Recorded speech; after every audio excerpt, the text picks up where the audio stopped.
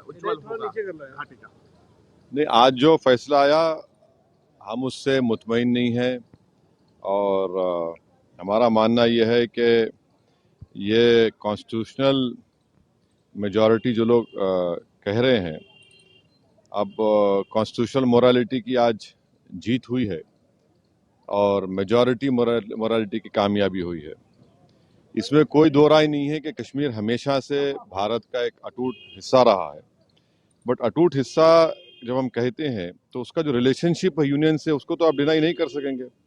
और ये जो कॉन्स्टिट्यूशनल रिलेशनशिप कश्मीर से यूनियन का रहा है वो परमानेंट हुआ है जो कॉन्स्टिट्यूंट असेंबली डिसॉल्व हुई है कश्मीर की।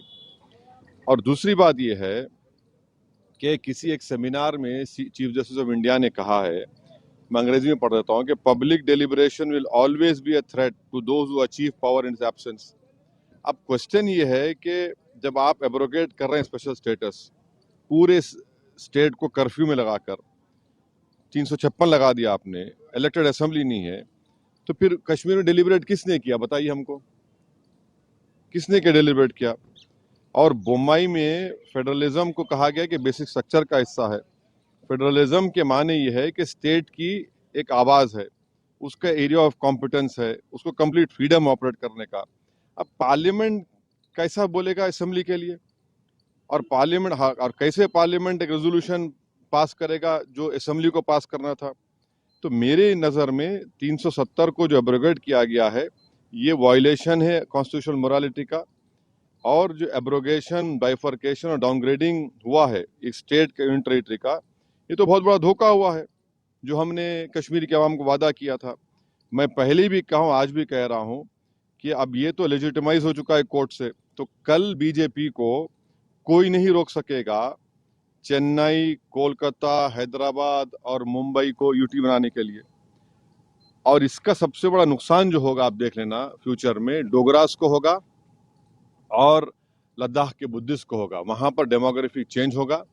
अभी से आप देख रहे हैं कि जम्मू में जितने राइस मिलें थी वो डोगरा के लोग हाथ से निकल गई। और लद्दाख में आप देखेंगे बहुत बड़े पैमाने पर बुद्धिस्ट लोग नाराज होंगे और वहां पर डेमोग्राफिक चेंज होगा। सर, दो सवाल हैं। आपने ये बात कही कि दूसरे शहरों में भी ये काम करेंगे ये लोग, किस शर्त पे और क्या सबूत और किस दावे के साथ आप कह रहे हैं? देखिए, आज आपने एक स्टेट को 3 यूटी बना दिए, वहां की असेंबली भी नहीं है, वहां 356 है, पार्लियामेंट उनके लिए बोल रहा है, असेंबली नहीं बोल रही है। आपने यूटी बना दिया उन लोगों को 3 को। अब आज का जो ऑर्डर आया है सुप्रीम कोर्ट ने, सीजीआई और सुप्रीम कोर्ट ने कहा है कि द अर्लीस्ट आप रेस्टोर करिए। अर्लीस्ट का मतलब क्या है? जैसा कि सुप्रीम कोर्ट ने कहा कि 30 सितंबर की तारीख दी कि चुनाव करा दीजिए, अब अर्लीस्ट का मतलब क्या है? और लद्दाख के यूटी को उन्होंने अपहेल्ड किया है। अब वो लद्दाख में क्या पावर्स है बताइए? पहले तो भी काउंसिल में कुछ पावर से, अब तो एलजी डिसाइड करता है बजट उनका। तो ये आप कल किसी को भी करेंगे, आपको जरूरत ही नहीं है 356 लगाने की। आप कहेंगे कि भाई चलो ये लॉ एंड ऑर्डर मसला है और इन चारों को यूटी बना दो, तो खतरा है वो, उस खतरे से कोई इनकार नहीं कर सकता।